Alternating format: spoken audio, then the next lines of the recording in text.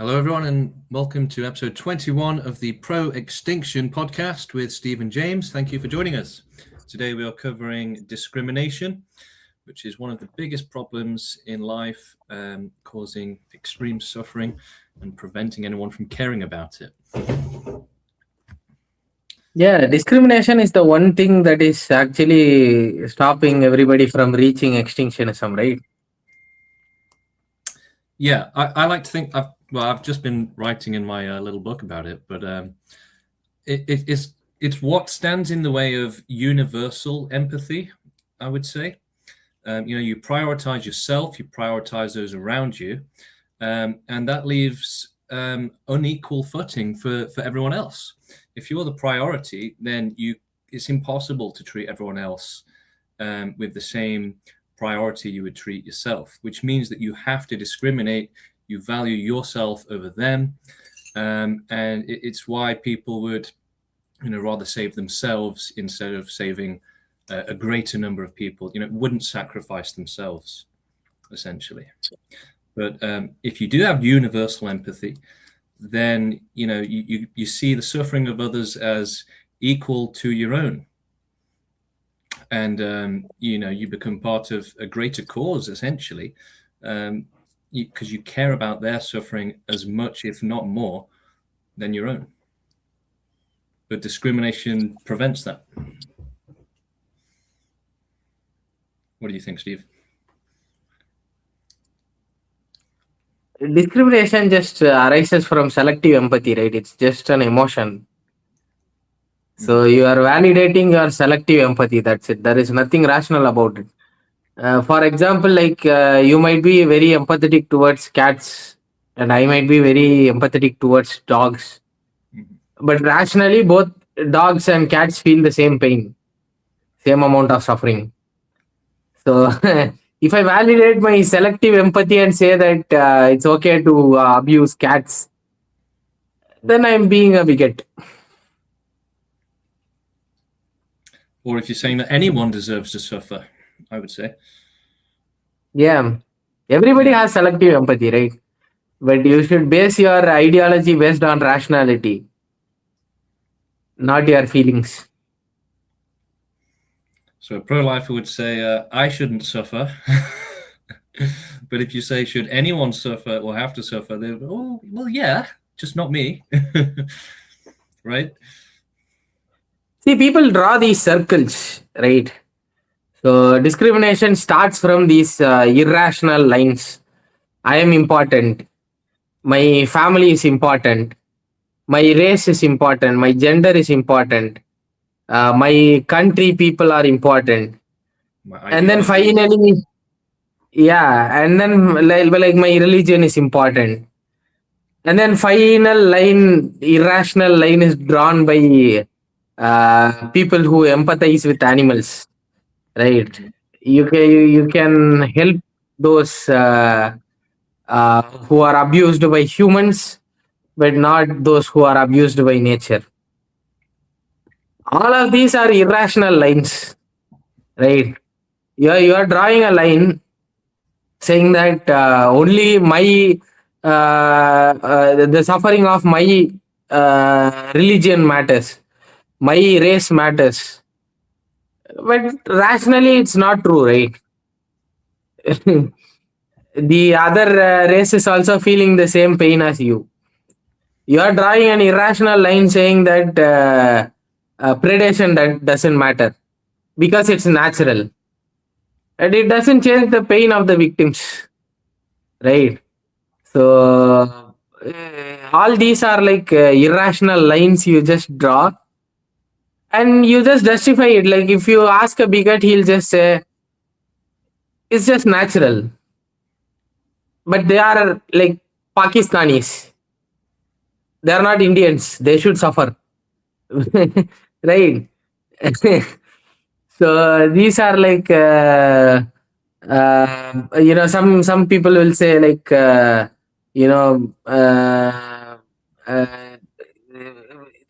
are like animals, and again speciesism. They should suffer, right? It's the same thing they said, like during slavery, right? So they said all these justifications they'll start giving. The brain of the black people weighs less than the brains of white people, so it's okay to abuse them. It's okay to enslave them. They are like animals, right? And like animals are so discriminated that if somebody is treated badly, you would say that they are being treated like an animal, Yeah. right?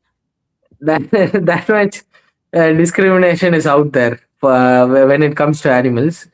And when it comes to natural suffering, you straight up ignore it, right? There is zero consideration except extinctionists all over the world.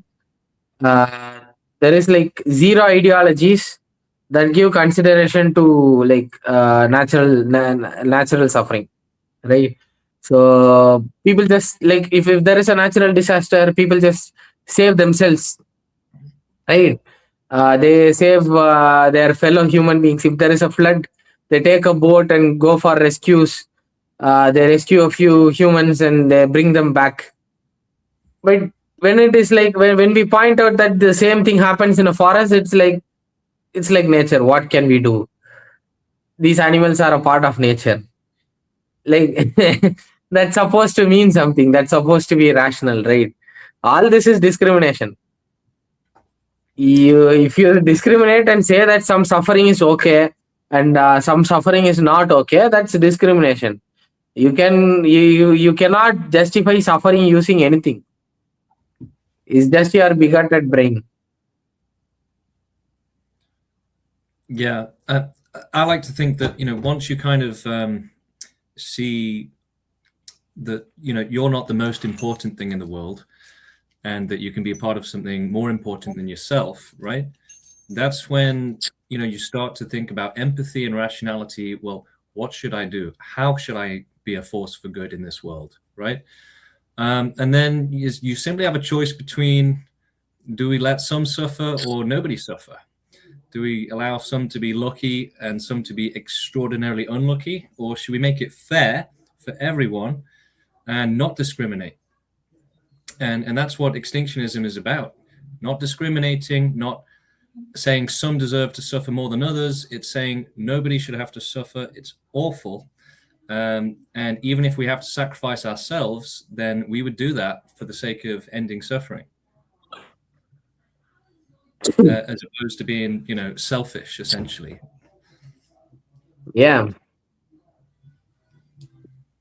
Pro-lifers will say things like, you have to look after yourself. That's the way the system works, and it works well. If everyone just looks after themselves, right, then everyone's accountable just for themselves and responsible for themselves, and everyone will have to, you won't be relying on other people to do your work for you. That's wrong. Well, ultimately, a system of zero collective responsibility and accountability leads to collective downfall and torture.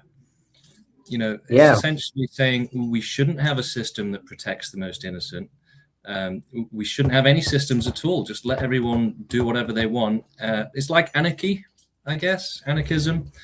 It's kind of the hope that if you just let everyone do their own thing, then they won't hurt other people. Yeah. But that's not realistic. We live in a world with game theory. So imagine the world is full of herbivores just casually eating grass, right? Well, a carnivore pops up one day, evolves, and is like, I have so much food. This is brilliant. I can eat as much as I want, and no one's going to stop me. But they had to prioritize their own suffering and hunger, and to completely, I want to say dehumanize or desentientize, I suppose, devalue the other. Carnivores prey upon other life. They can't have empathy and respect for that life. They have to have either prejudice or indifference to it and just see it as food. And that's what we have now with pro-lifers. They do the exact same thing. Yeah. It's discrimination to allow life, essentially. Yeah. Pro-lifers think that statement is supposed to mean something, right? If they say, but we should prioritize human suffering, it doesn't mean anything. It's like it has like zero rationality. Like you are just drawing a line and saying it is what it is, right? We are supposed to prioritize humans because we are supposed to prioritize humans, right? We are supposed to like they say, like they say it, like they could just come to debates and they say it like, but it's nature, like it's supposed to mean something. Right, it's just a line they drew in their own minds, right? But suffering is a very real thing. It's a physical process that is going on out there, and that is what we need to prioritize. So I think the basic nature of like group mechanics itself is to have selective empathy, right? So you want to be able to work with your group, but you shouldn't be like empathetic towards the other group. Right? That's how evolution has made you to be. So like to protect your group, you kill, you plunder, and you torture the other group. You That's steal what has from them, happened. Huh? you steal from them, you kill them, Yeah. you do anything, and you find reasons to do it. So let's say there's a group a mile from your group or something, and you start to observe each other over time. You'll be saying things like, "They're idiots. The way they do things, they're uncivilized. That they're not real people." And before you know it, you've got an excuse to go and kill them or steal from them. Yeah. That's literally what has been happening throughout the history, right? The only thing that has changed is group dynamics. You had like bigger groups within groups who can cooperate with each other, but still it all leads to like conflicts with other groups. It's, So it's, as you said, like it's game theory, right? game theory, Yeah, it's exactly. like how you'll always have more desperate people. So you know there's always going to be like the people at the top and the people at the bottom, and they're more likely to be robbing, murdering, whatever, because they're desperate, right? And in game theory is saying that even if everyone's fine, but someone has more than you, you're going to go and get it. Someone's going to go and take it. Eventually, it's going to happen. And you could say that game theory exists because of immorality and discrimination, apathy. Yeah, But that's the way it is. Game theory is the way of life. If you yeah, don't, game theory even allows crazy moral justifications. So if we don't go and kill them and steal their food, someone else will. So it's fine if we do it. It's fine if yeah, we kill them because someone else would do it anyway. So yeah, it's more like suffering theory. yeah. So it's literally like what's been happening, right? So you just like stop some you just arrest some drug lord, right? Another one pops up because there is demand for drugs, right? So like if there, as long as there is like resources, somebody is going to take it up. So it literally doesn't make sense to like think that world will be better one day. Right? So it's not going to happen. Yeah. And people are going to use discrimination as a justification to do it because he doesn't look like me, right? uh, because it's a woman, because they are animals. So they are going to use discrimination to cause suffering. Yeah, Yeah, instead of reaching out to that group and that lives a mile away from you and saying, "Why don't we be friends?"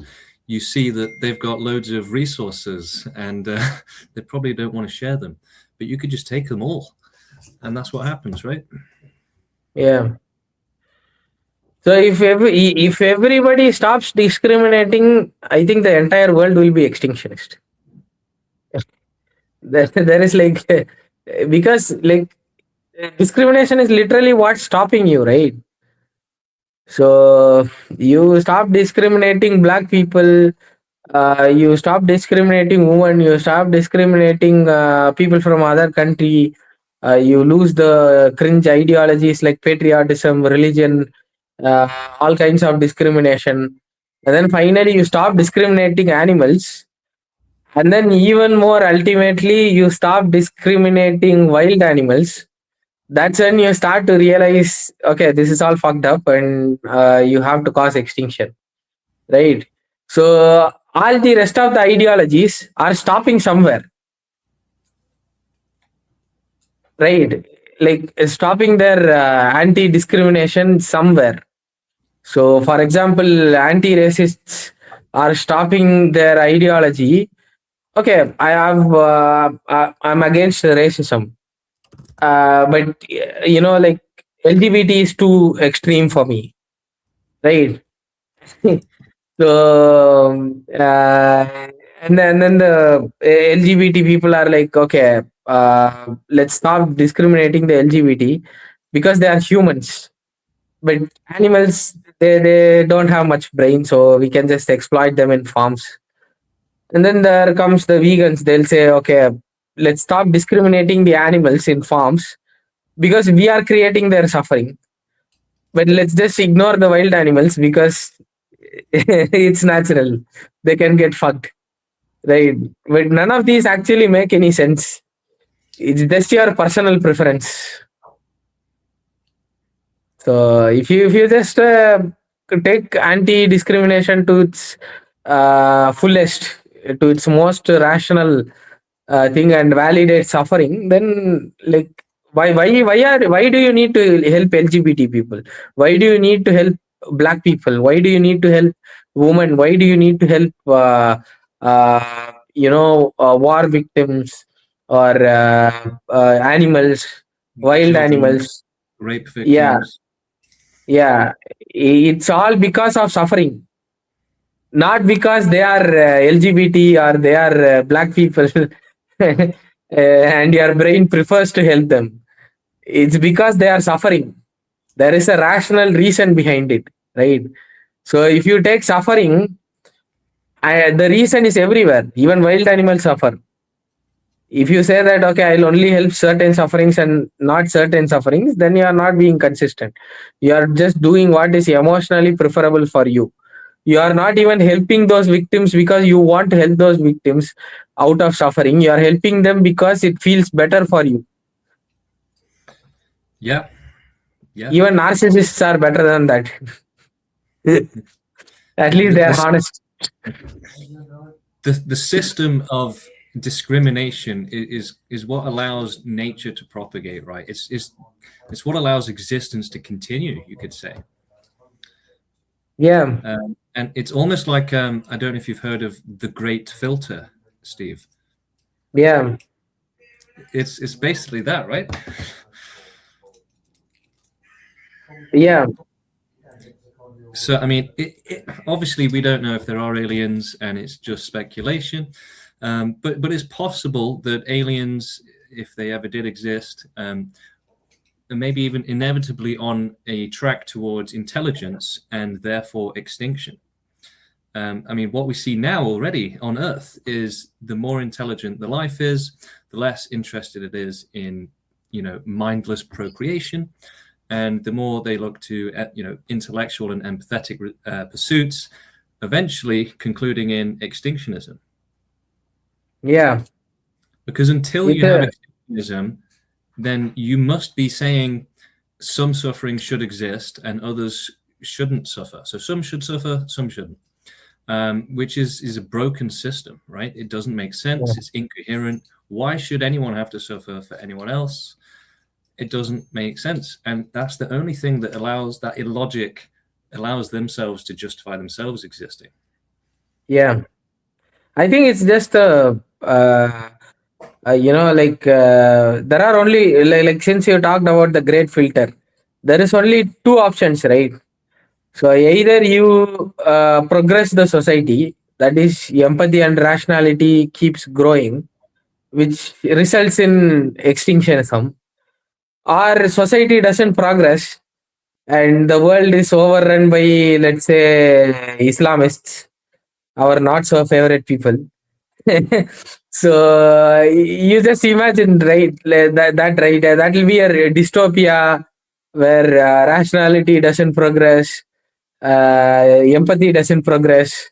That will be a total dystopia, and the society doesn't even progress to go forward with technology, with ideologies, with social reforms and stuff, right? So yeah, so either way, you are going to be filtered. Yeah,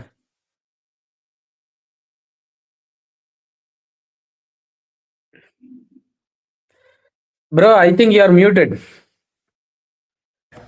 Sorry. Yeah. No. It's crazy that discrimination is what allows the propagation of a species. Basically, it's like a bubble almost. And the bigger the bubble gets, and the more intelligent the species get, the closer the bubble gets to popping. Yeah, I think discrimination itself is given to you like because like you shouldn't be overly empathetic towards everybody, right? So, for example, like evolution doesn't want you to be empathetic towards snakes, right?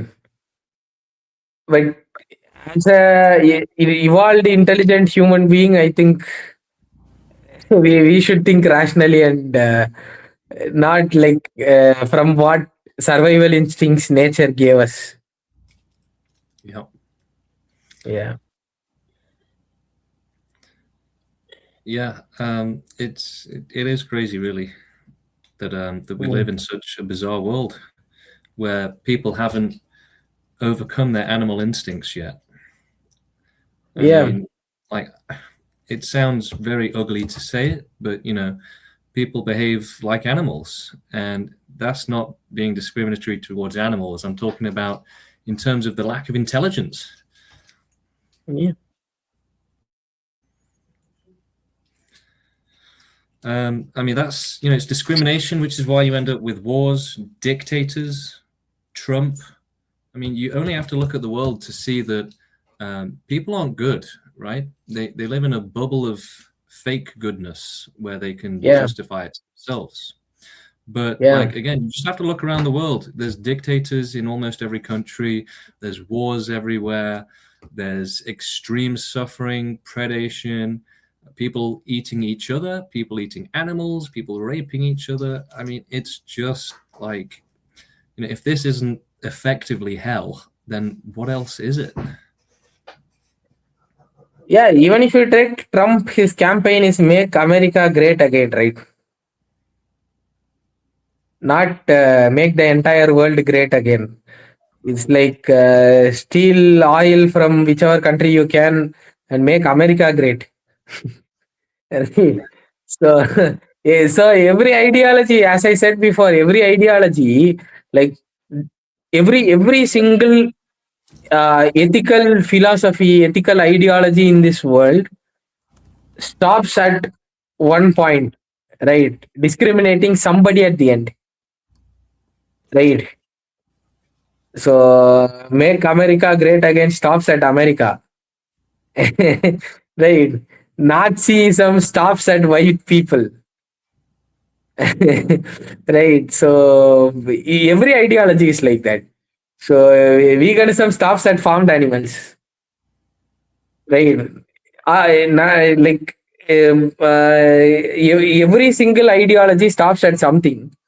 except extinctionism. Extinctionism is the only ideology that extends to every single being that is capable of suffering. It has the only valuable, morally valid uh, uh, argument as its base, that is eradicating suffering, because that is the only bad thing. That is why extinctionism becomes the ultimate ideology, losing every form of discrimination there is, right? So if you just minus discriminations from all the ideologies, this is where you come, this is where you reach, right? End all suffering. Let's try for a second to imagine an ideology that, you know, magically includes everyone and is perfect without extinction. Is it even possible to come close to imagining such a thing? An ideology that represents everyone fully to their best interest. I mean, you can do it with a lot of irrationality. I can say I stopped discriminating, but I believe in a god, called Batman, right? So this Batman is going to save everybody if I pray to him hard enough. So this ideology, it has stopped the discrimination, but it is not giving it is not going to accomplish anything in terms of actually eradicating suffering, right? You have to apply rationality to it, right? So for example, like if you have a problem, so let's explain the example with theism itself. So if you have a problem, it will only be solved when you solve it logically. So if you go to church and pray to Jesus, solve my problem, it will not be solved, right? So you can have such ideologies. You can have ideologies that make you think that maybe utopia is possible, right? You can have ideologies that think that okay, you can have eradication of suffering as your main ideology, and you can imagine like spaghetti monster is going to save you, Jesus is going to save you, some magical technology is going to save you, and maybe Trump is going to save you. He's going to create a utopian world, right? Communism is going to save I have seen people who thinks communism will eradicate all forms of suffering. Right? So but it's not going to. Yeah, it almost cost millions of people starving. So Communism would, well, in their fantasy, it would eradicate all of the suffering that they care about. Because pro-lifers basically just want existence in their flavor, right? Their flavor of existence. They want existence to be communist. They want existence to be transhumanist. They want it to be Christian, whatever, right? But yeah, it guarantees victims. So there's no ideology in this world apart from extinctionism which says we will not allow anyone, if we can help it, to be tortured or to experience extreme suffering so bad that, you know, it's unimaginable, for the sake of others to have pleasure. yeah, Extinctionism is the only ideology that says pleasure creating victims is wrong. Nobody should have to suffer for you to have a good time. It's the basis yeah, of immorality, that is. yeah, Crazy. yeah. So yeah, you can have such ideologies, but those will be fantasies, and you will be torturing because of your fantasies. You will be torturing more sentient beings by delaying extinction. That's it. Yeah. But yeah, end suffering is the ultimate like ideology without any discrimination. Yeah. So for us, like the idea of no discrimination extends in every way possible, really. So if we wouldn't discriminate against someone just because they're on the other side of the universe or difficult to get to. So that's why we support cosmic extinction. Whereas other people would say, forget about those sufferers, right? They're too far away. It's too difficult. Don't even think about it. Let's not even look into a way to help them to see if it's possible. Yeah. So yeah, if you were the only person in the world that you knew of, and you found out that there was an alien galaxies and galaxies away suffering, or a species, whatever, yeah, extinctionists would be like, well, shit, I guess I better start learning rocket science because I've got nothing else to do apart from go and end that suffering. I'm not just going to sit here and play video games while I know that there's suffering going on. I can't do it. Yeah, that's another discrimination, right? So they are literally using like the unknown, because it's very arrogant to think that we are very unique. It's no different from that. I forgot the name of the concept. Like I think people were thinking like they were at the center of everything, right? So the universe operates around them. Earth is at the center of the universe. This is what that thinking is. It's literally equal to like theist kind of thinking. The entire universe was created for you. No, all this carbon, this hydrogen, this nitrogen that make up you, that is that stardust material is present everywhere around the universe, right? And conditions for life just became abundant at like exactly like around the period of like 5 billion 4 billion years ago, which is exactly when earth was formed. So it is very arrogant to think that more earths will not form, right? And they aren't out there, and there isn't a way to reach them. It's very arrogant if you don't even try, right? It's all about trying, right?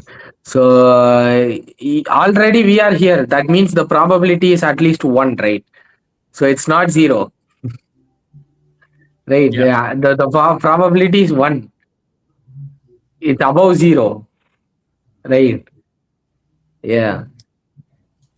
And some people, pro-lifers, will say, well, to research cosmic extinction would extend the suffering on Earth, and that's wrong when you don't even know if there is any suffering out there. Now, maybe if we somehow knew for a fact that there was only one alien and he was going to die in a few years from now, maybe we wouldn't support cosmic extinction in that case. There is practical limits to it. We're not saying that we're extinctionist for no reason. It has to be rational. But at the minute, there is unlimited potential for suffering in the universe. I mean, the number of victims, it's a number incomprehensible. It's literally like something stupid, like 100 digits long, like 1000000. It just keeps going and going, and it would fill the screen how many potential victims there are in the universe. And then you'd probably have to times it by the same number again. It's crazy. It's as incomprehensible as the vast geography of the universe is. There's so many galaxies and stars, trillions, billions, trillions, but over billions of years as well, you're compounding that to be even worse. So you've got, if there's a billion aliens suffering, well, now times it by a billion years. That's an insane amount of suffering. And that's what extinctionists are trying to prevent. I think these morons are just emotional, man. They just see suffering around them and think that, they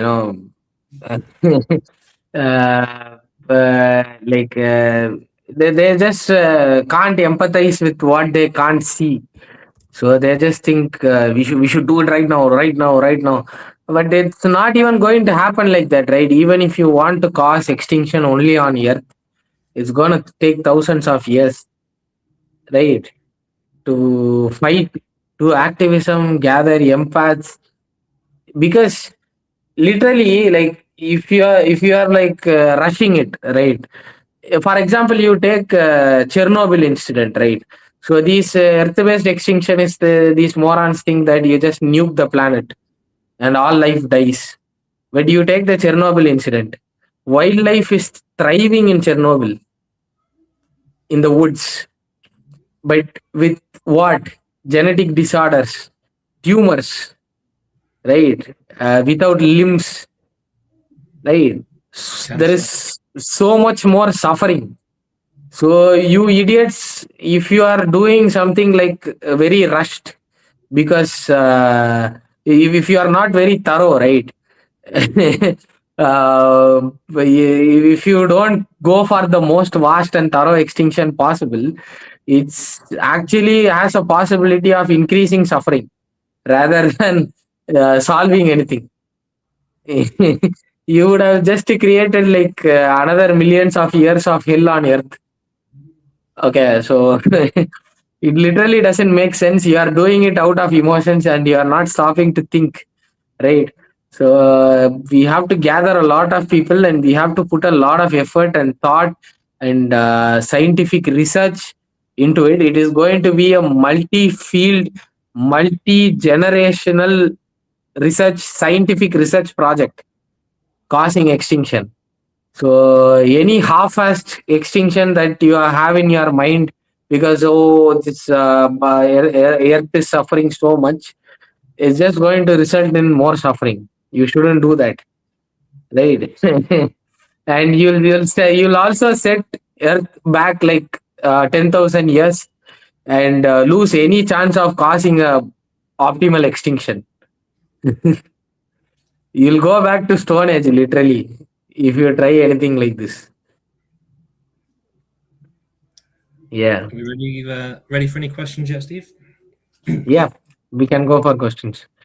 Okay, it's question time, everyone. Write your questions in the comments. We will put them on screen and answer them. How do you guys see the robots that hold the fetus metamorphically? What are you saying? Are you talking about cloning and essentially, non-human human reproduction? I guess is what you're asking. Yeah, we're fine with it. I mean, Steve, if you could clone yourself right now with one button and a little Steve would pop out, would you do it? Yeah, probably would. Yeah. And if you could have a factory, One more activist for extinction. if you could have a factory pumping them out without any, human mothers, yeah, you'd do it. For I sure. Why not? make a Steve army. All our problems will be solved. It is possible that even in a pro-life future that there won't be, not many mothers giving birth anymore. They might prioritize their health and genetic benefits. So, that's just another primal thing, if you ask me. The whole biological birth thing, right? In the future, we wouldn't be having women give birth. No way. That would be crazy. I mean, we are not fine with births. It's just as long as we cause the most optimal extinction. Yeah, reproduction is always bad, but it's just a necessity. Like till we cause non-discriminatory extinction for all sentient beings, not just taking care of ourselves and like exiting like selfish assholes. Okay, next question. Yes, maybe nukes sound unethical, but I think extinctionism will eventually happen.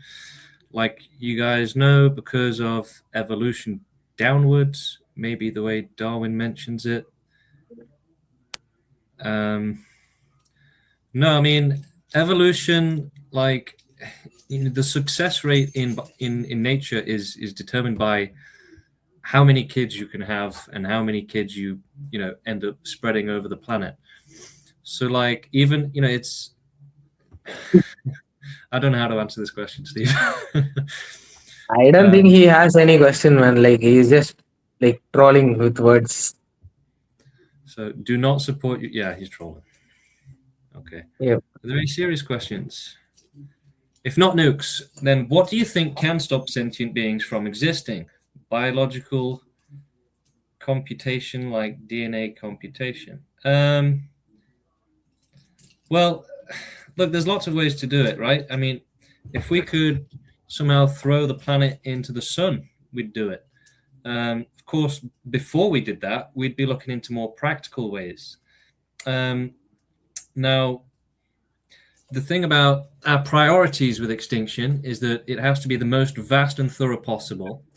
And it is also a priority for it to be as painless as possible or completely painless.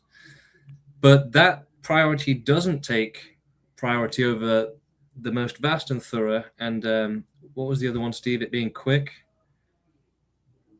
Basically, my point is that, as if thorough as extinction is possible, as painful, vast as possible, and as peaceful as possible. yeah, if extinction theoretically was to cause everyone some pain, that pain would be worth it to prevent all the other pain that would be existing, for the amount of time it would take to create a more painless extinction. Would you agree with that, Yeah. Steve? Yeah. But like, if the difference is Emphasis on possible, right? yeah, like the equation in extinctionists' heads is like, what makes the most sense in terms of reducing or ending suffering. So like, if there's a painless extinction, but it would take billions of years to develop, then that's going to cause billions of years of suffering in the meantime. And a slightly painful extinction would be way more sensical, right? You'd have much less suffering, sorry, by Yeah. the end. Yeah. Okay. Are you guys working on creating the red button? The red button is more. Yeah, that's what we are doing. Like literally, like that's why we kept podcast also. Why do you think we are doing activism for fun or something? Like why would someone even do it for fun? Yeah, so I think he's more asking, like, we get this question a lot, right? What are you guys doing to develop extinction technology is what they're asking, right? We are working to develop the movement that is going to develop the extinction technology. Exactly. Right? Just because, the first person in the movement isn't trying to do everything themselves and is trying to get some help to do it, right? Like, it's obvious. Come on, guys. See, that's like asking, like, this idiotic thing is like saying, like, you should stop trying to liberate slaves because you already haven't liberated slaves. That's what you should work on, right? That liberation will happen ultimately. You said animals would suffer for 5 billion years, but scientists say the Earth may become uninhabitable in a few million years. So animals would only suffer for a few million years, right? Not billions. Well, firstly, we live in a pro-life world, okay, where they like life and they'll do anything to maintain it. So if scientists are saying that's going to happen, well, humans are probably going to want to do something about it. So it's very possible that they would solve that problem that you mentioned, and the suffering would continue for billions of years. And that's just the Earth, right? Human colonization is probably going to happen, right? They'll be taking animals off planet with them and breeding whole planets of animals and whole planets of cattle. Who knows? There could be cow planet or something. And I think that's more than feasible within 4 million years. But so I don't know what this question is really. Like, I think we could probably achieve extinction far before that. I don't think extinction on Earth would take 4 million years. Hell, it might do. And that's why, we're going to be here the whole time, no matter what, no matter how long it takes. But we're always going to fight for extinction. So we can't say, it'll only be a few million years, or maybe we'll get lucky, maybe this will happen, maybe that'll happen. Those are convenience based shortcuts at the expense or potential expense of the victims. So, no. Already pro-life idiots like Elon Musk wants to take animals to Mars, repopulate that planet, terraform Mars, make animals live there.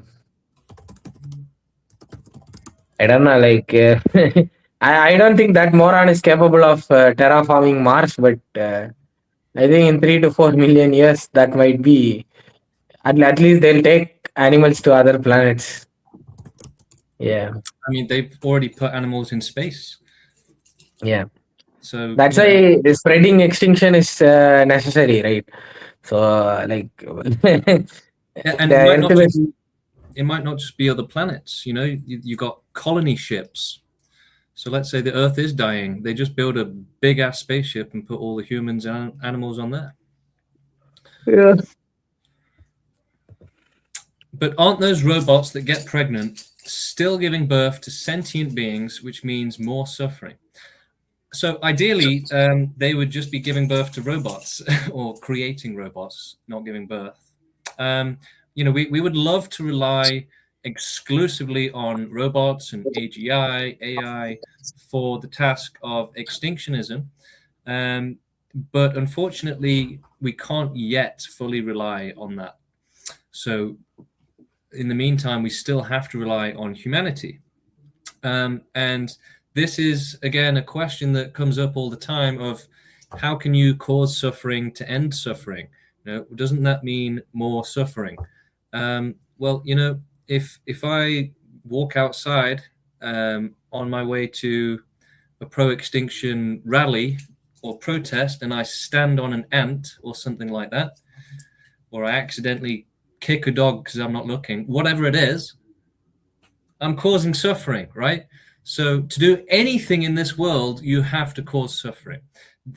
It's a suffering-based world. It might as well be the fabric of reality, right? It's virtually impossible to do anything in life without causing some suffering. Now, what really makes sense is if extinction were to cause more suffering than it intended to prevent, then that would be insane. But allowing a massive amount of suffering because you need to cause a smaller amount to solve it, that would also be insane. So basically, we're looking to do what is best, and that is the smallest amount of suffering possible as a priority. Yeah, it's basically refusing COVID injection because injection is painful to allow COVID infection and die a horrible death. Yeah, Extinction is the vaccine. Vaccine, yeah. Yeah. Sometimes you have to cause suffering for a good reason, like to end more suffering. Causing suffering for pleasure, that's not a good reason. It's not a valid reason. But to cause a little bit of suffering to end a much bigger amount of suffering, well, if you don't do that, then you're saying, fuck off to the big amount of suffering. They can suffer. So how is that fair? You're prioritizing the smaller amount of suffering over the larger amount.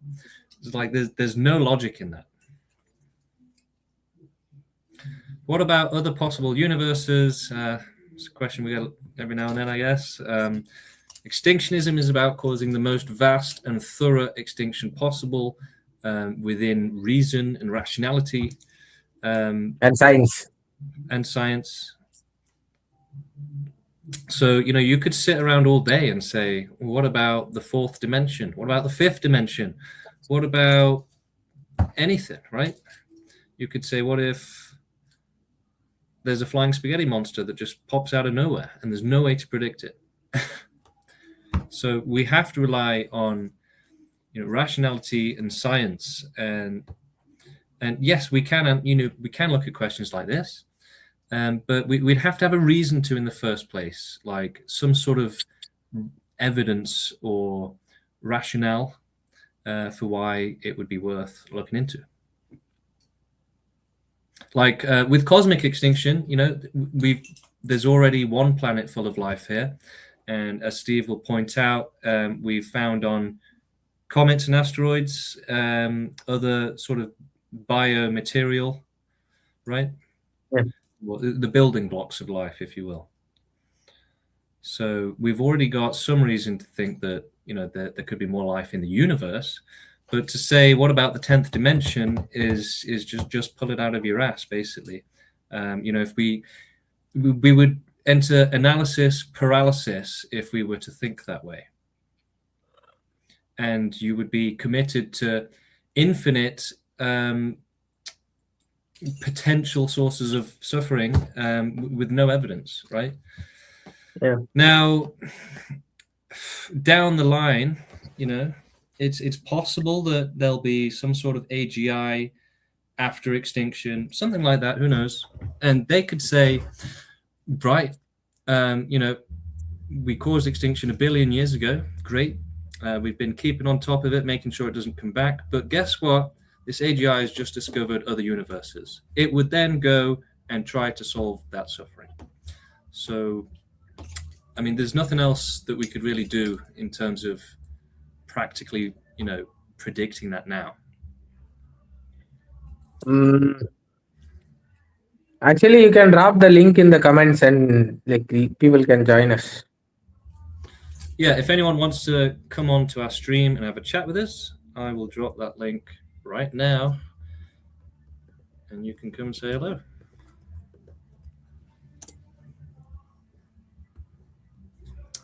The link to join us, come talk to Steve and James, it's now in the comments, streamyard.com/4ENKFHIPDC.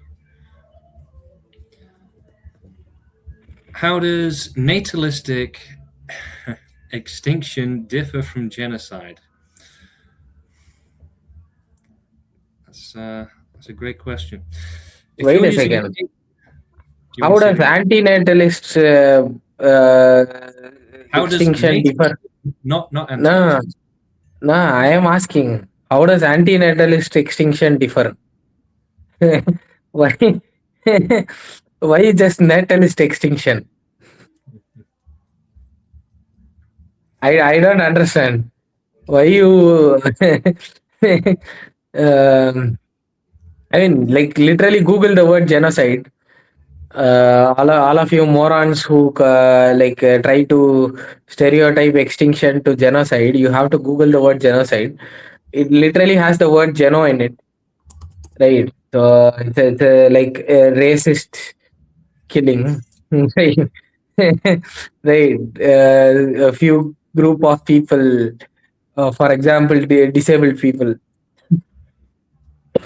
or that's crazy. I've never made that connection in my mind before, that genocide is genocide, like your genetics, geneticocide. I've never made that connection.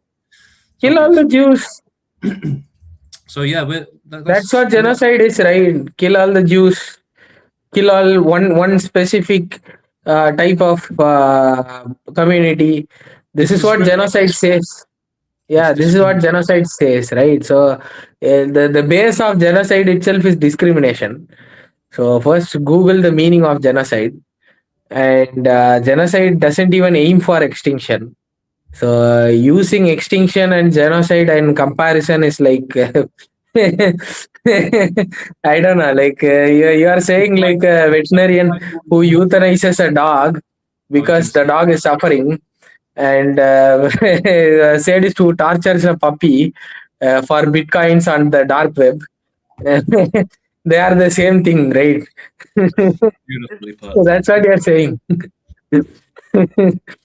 Yeah.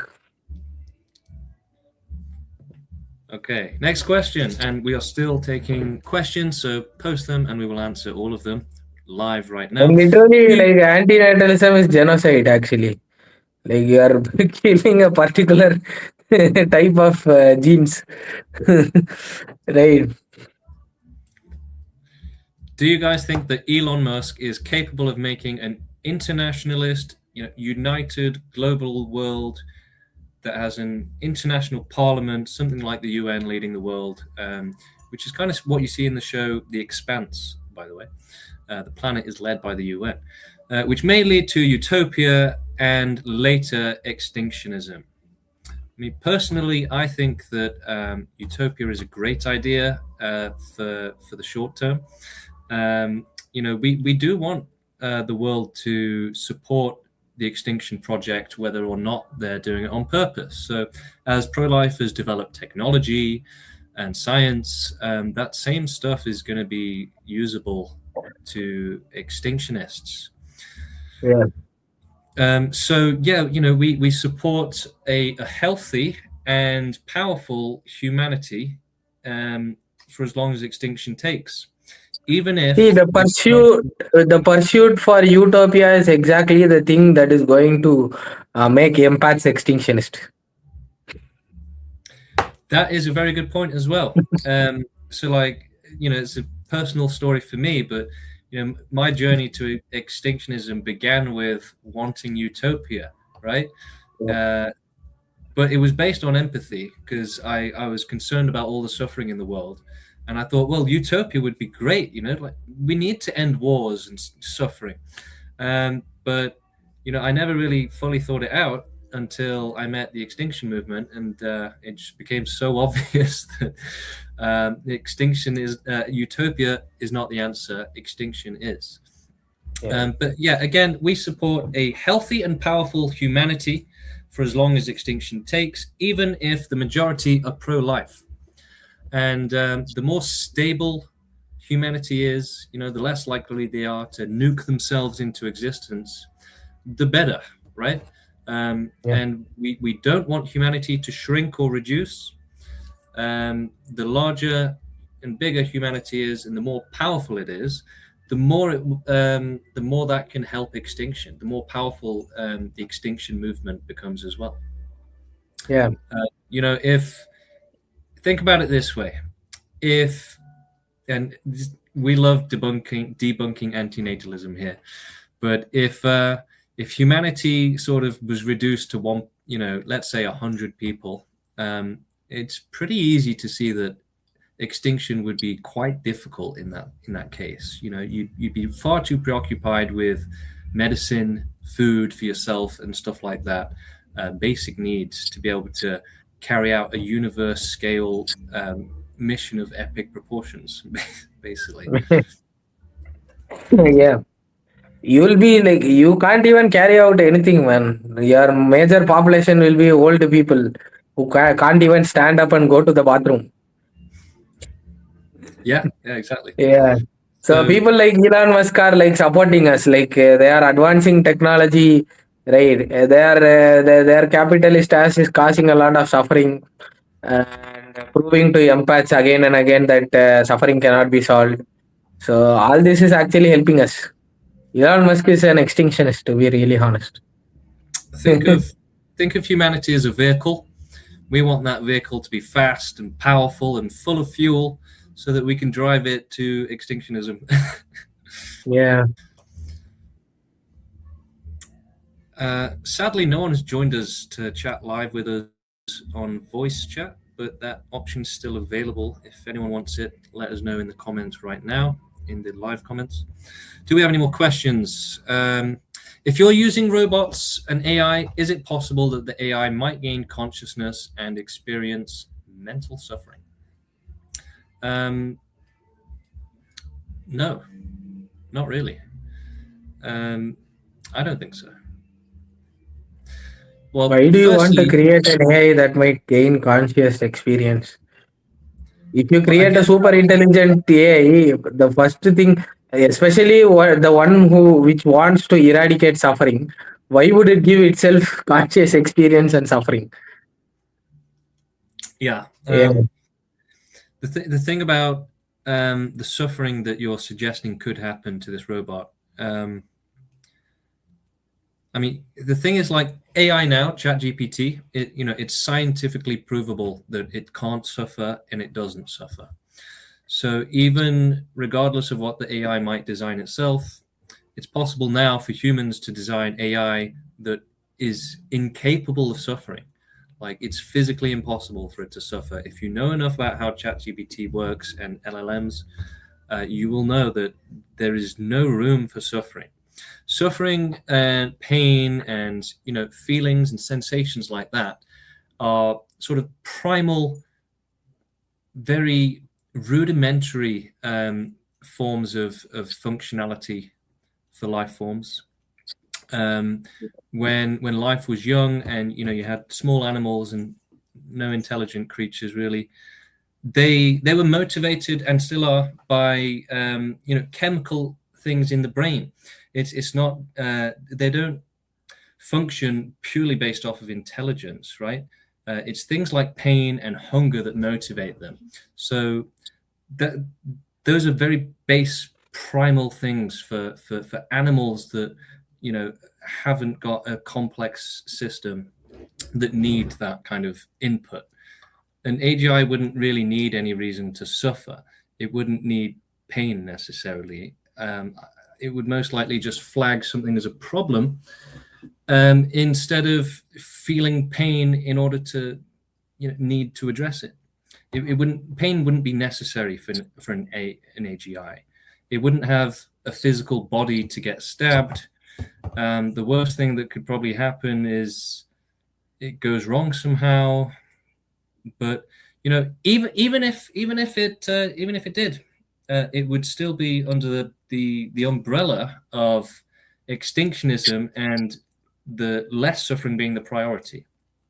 So for me, this is just another question of, is it okay to cause suffering in the pursuit of ending suffering? And I think the answer is yes. Yeah, it's an AI, right? It's not an AM. It's artificial intelligence, not artificial moron, right? Any being with high intelligence is not going to create any suffering, especially for itself. That's why even God doesn't exist. No hyper intelligent being will ever create a shitty, meaningless world with suffering, or create suffering for itself, or create suffering for a new being which it created. No intelligent being will ever do that. Right. Even sadists want to create suffering because they have some mental disorder. It's not because of their intelligence. Right. It's because of a biological urge. Nobody wants to suffer. Yeah. And just to cap that off, I really don't think suffering is a risk that's going to be likely to AI. What is the difference between ethilism and pro-extinction, the movement? Ethilism is just lamenting about how sad life is. Ethilism, according to its creator, is explicitly against activism and organizing. So it's literally just a pity party. Extinctionism, like I was thinking different things about it. It turned out to be like we had a conversation with the guy who coined the name ethilism. It turns out like another pro-life ideology that gives importance to privileged people's consent. Yeah, that has nothing to do with extinction or anything. Like it's just bootlicking privileged pro-lifers. You can just check it out. The guy literally wants like consent of privileged people before causing extinction. Yeah. Yeah, if you want to see more on that, go to YouTube and search pro space extinction, or just go on our channel and go to the most recent videos, and you'll find it. We're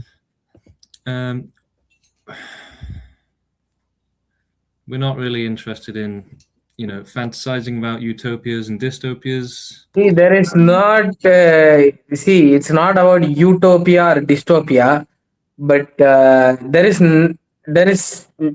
there is a huge possibility of dystopia, but utopia is never possible, right? The only thing that is going to lead to extinctionism sooner is maintaining a stable society and maintaining activism. So nothing else. Dystopia will not lead to extinctionism because society will destabilize, and utopia will never come. That is why we need extinctionism in the first place. So a stable society which progresses both at the front of science and at the front of social reforms and ethics, that is what is going to lead to extinction sooner. More moral consideration for animals, rise of atheism, rise of existential nihilism, that is like believing life has no ultimate meaning. I mean, eradicating suffering has meaning, but the ultimate point of life is like nothing. There is no grand plan or anything. Rise of rationalities like these, and rise of ethics like anti-speciesism, and rise of technology, especially physics. That is what is going to lead to extinctionism sooner. So for that, there should be no dystopia, and there will always be suffering. And there is like if there are empaths, if there is no dystopia, if empathetic genes survive, then people will look at the suffering rising again and again, changing forms, and they are going to realize extinctionism. And as James talked about the great filter and everything, everybody is going to come to that conclusion at some point. Yeah.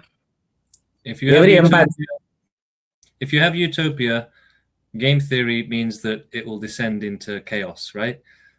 Yeah. The people without empathy will take advantage of those that do have it. Yeah.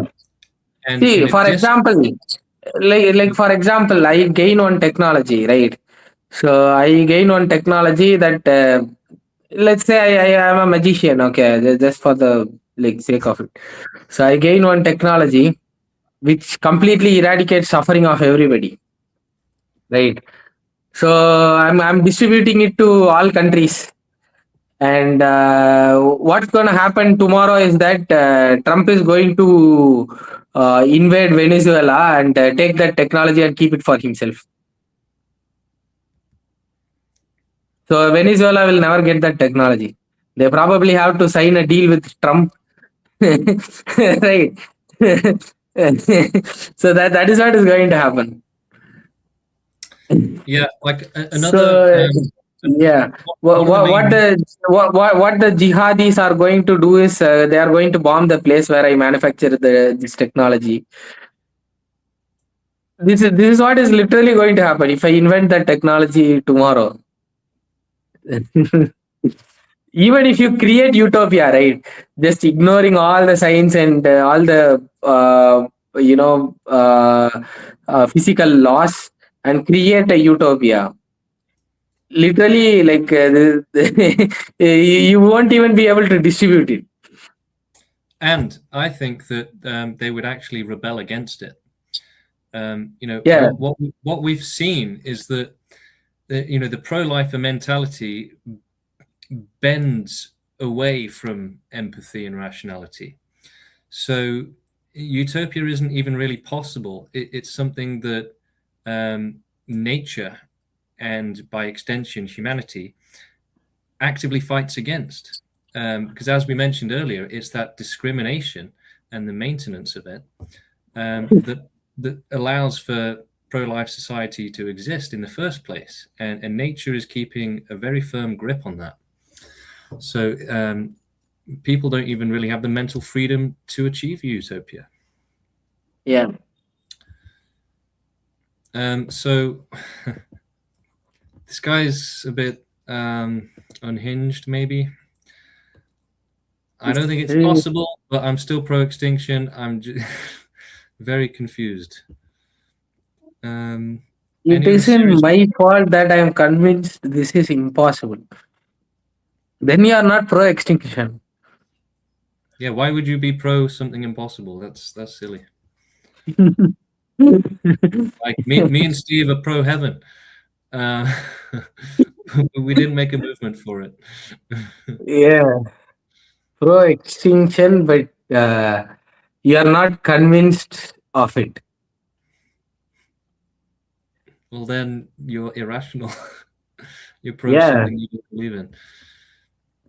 you are just pro. I don't want to do anything. That's it. Pro laziness. Do you guys think it's safe in? I'm not sure what Swana means, to be honest. Okay, let's just generalize this to: is it safe to do protests in general on the street for extinctionism? We have had people raise concerns about their safety in terms of doing protests before. But just look at Steve's channel. He's actually the only one going out there and doing it. And you've never been attacked, have you, Steve? Nah. And Steve lives in a India. developing country. Yeah.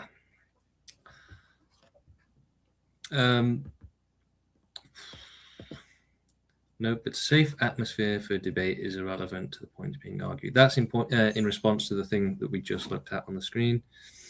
Activists say future generations will be more empathetic. But if the current generation lacks empathy, future generations may too, since traits pass across generations. Yeah, All generations lack empathy, but still, like social reforms have happened, right?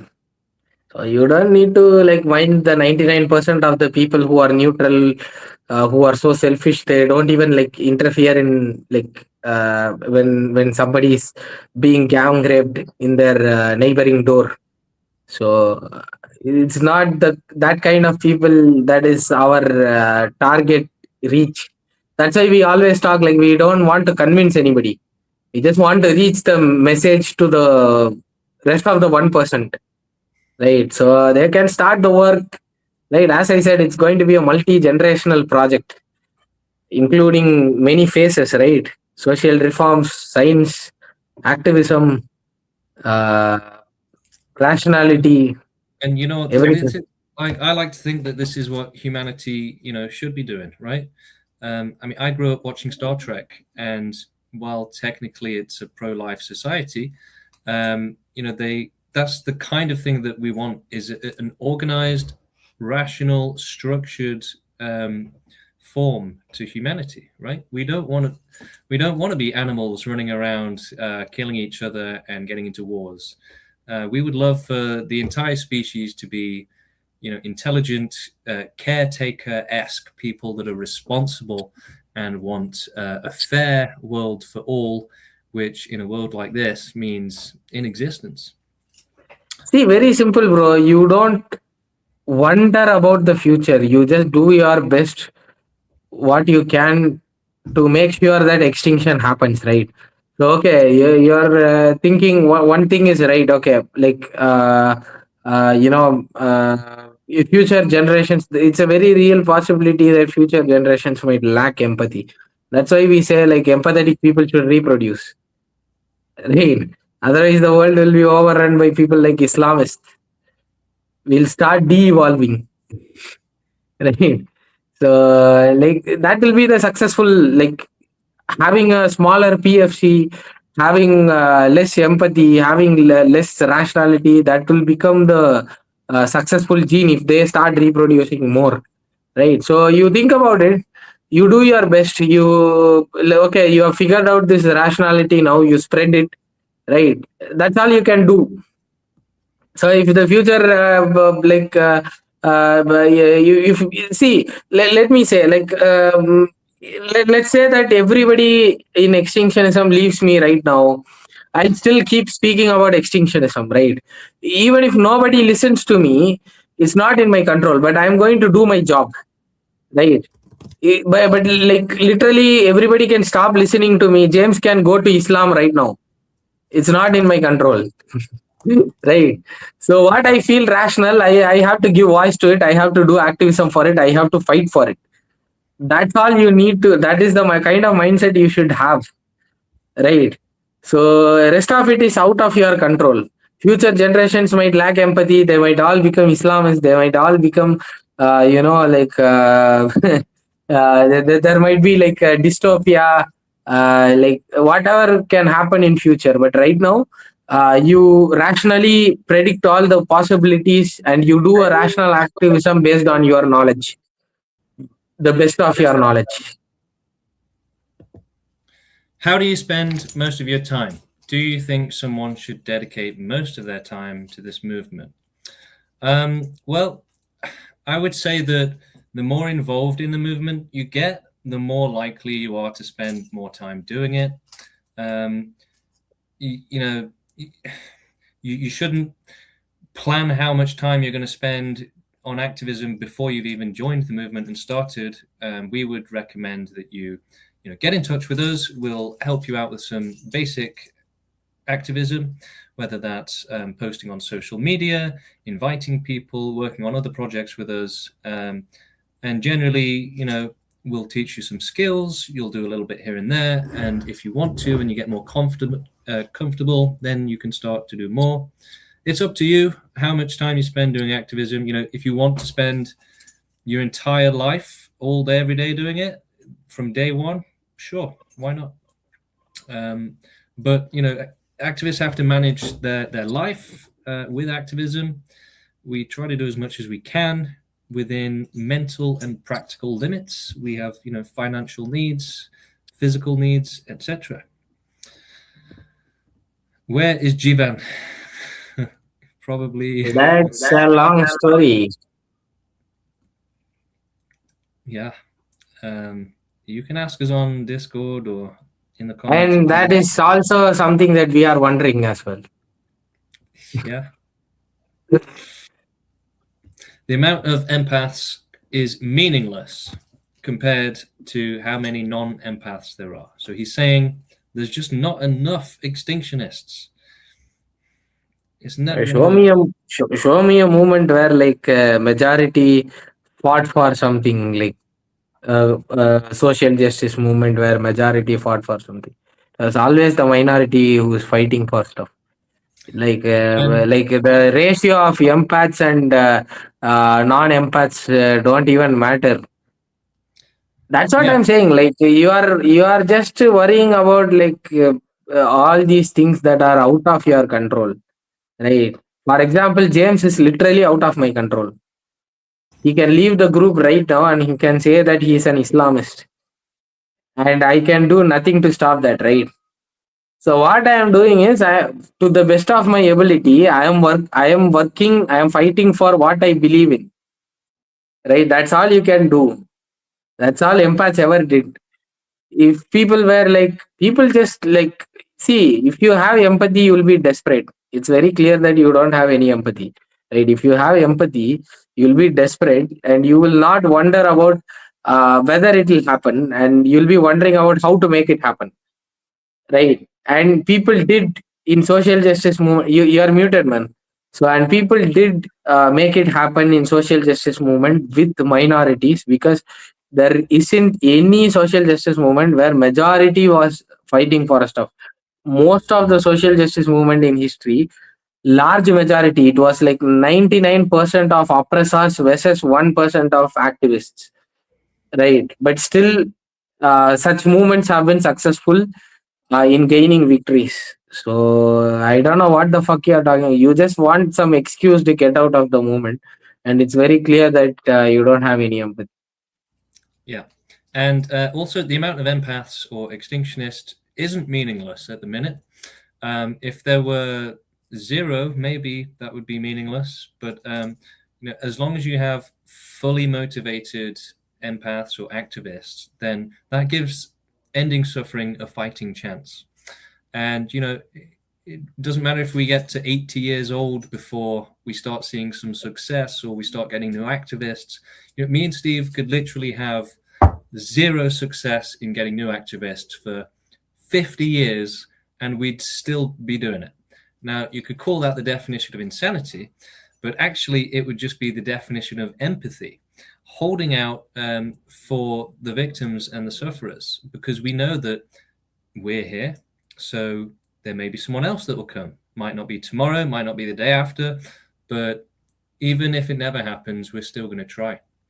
Empaths, true empaths that, genuinely feel and care about the suffering of others as much, if not more than their own suffering, they're never going to be like, you know what, I give up. Forget Yeah, it. these are some people like with like very very like minute amount of empathy. So they will see all the suffering. They will know like okay, they'll feel guilty because they don't do activism for the victims, but they don't feel that much motivated to help the victims either. So they are looking for an excuse, right, to get out of activism. Oh, people won't agree. They'll come to like comments and say it's impossible. Try to they are literally like guilt tripped by us doing activism, right? So they see us and they are like their guilty feeling is like poked. And they had to come and comment saying that you should also like quit, you should also give up. You are making me feel guilty. Right. So these idiots are never going to help anyone. Yeah. Did you read Suffering Focused Ethics, the book?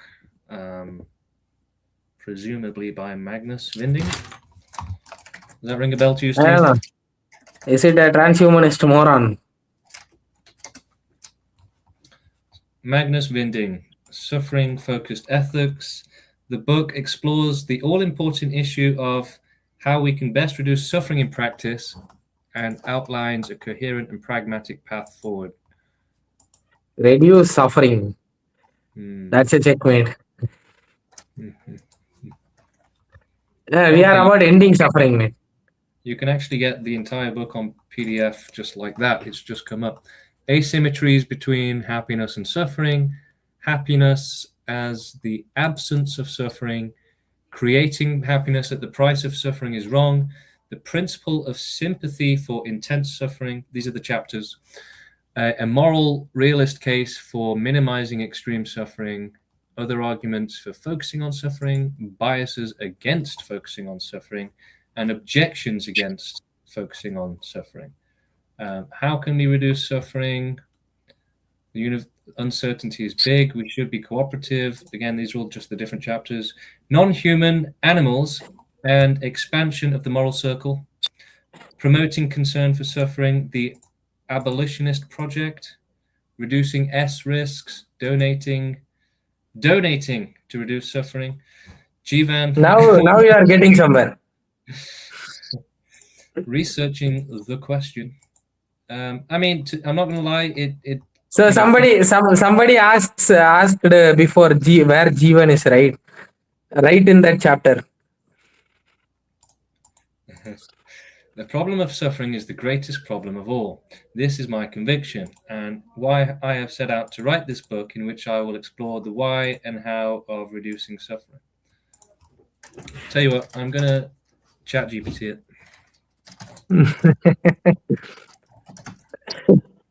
I don't know why we have to like it's literally reducing suffering. Like you are saying make 10 child rape 1. I am saying like you can have 0.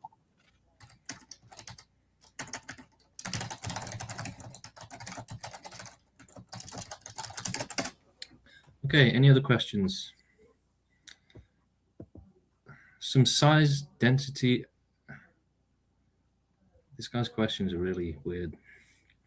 No, he is just looking for an excuse, bro. He just wants us like to stop doing activism so that he can stop feeling guilty about not helping the victims. So he is doing activism for extinction is impossible. Every activist stop your activism because it's making me feel guilty. He's an antinatalist as well. He's saying that if we have children, Steve, then we're pumping out.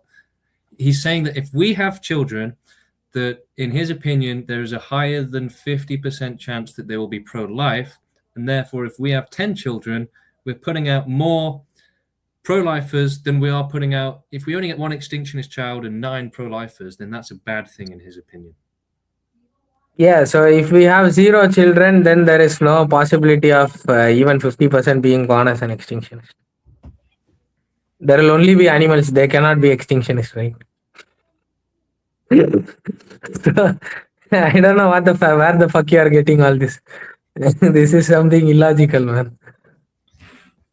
Right, we probably will be ending the stream very soon, but we're going to give everyone one last chance to join us live if you'd like to speak with us. The link is now in the live chat, or to ask any final questions before we leave for the day.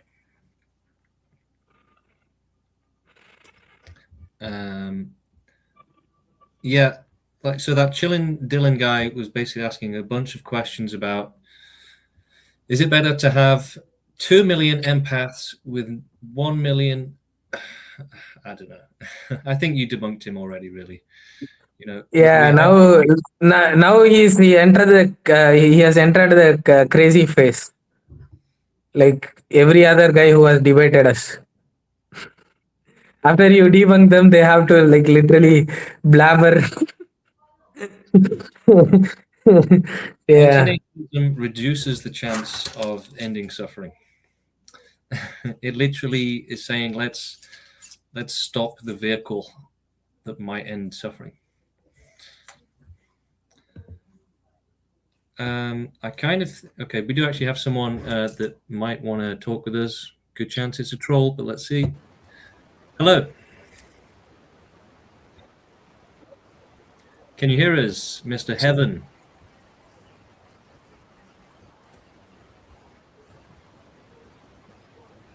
Okay, let's continue with the comment. I kind of think that transhumanism is also possible for extinctionism, but I'm not so sure. It may be more humanity-centered rather than all sentient beings in general. it's not anything centered. I have already debunked transhumanism in 2 videos with science, logic, and every possible rational thing in the world.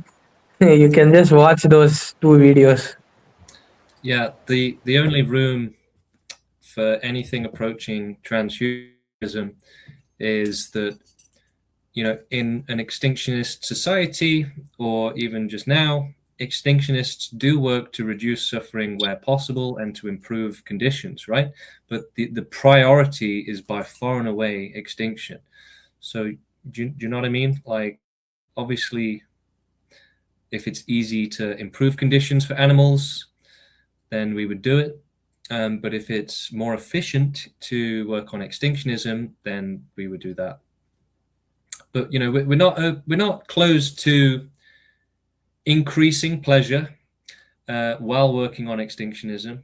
You know, I like to think that about what we would do if, you know, and we get asked this a lot. What would you do if you were in charge of the world, right? We would start working towards extinctionism. But if we had the chance to, you know, improve other conditions to make people happier in the meantime, or animals happier in the meantime, then sure, we would do it. So Mr. Heaven said his mic's not working. Mr.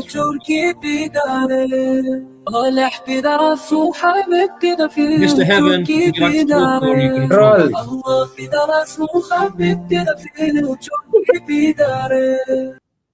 Okay. Well, I hope it was a good Yeah. song. Right. Well, that is all of the questions and all of the time we have for today. Join us on the next episode, number 22, on the Pro Extinction podcast. And in the meantime, check us out on Reddit, r/end suffering, and the Pro Extinction YouTube channel. Lots of projects going on, lots of videos and other things being put out. Keep up with us. Yeah. And if you do want to do activism, get in touch now. Send us a comment, or reach out to us on Discord. The link to Discord and our Reddit will be on this video and in the comments. I guess the easiest way would to just type a comment now, like, I want to do activism, and we will get in touch. Yeah. Cool. See you next podcast. Don't be a bigot. Yeah. Goodbye, everyone.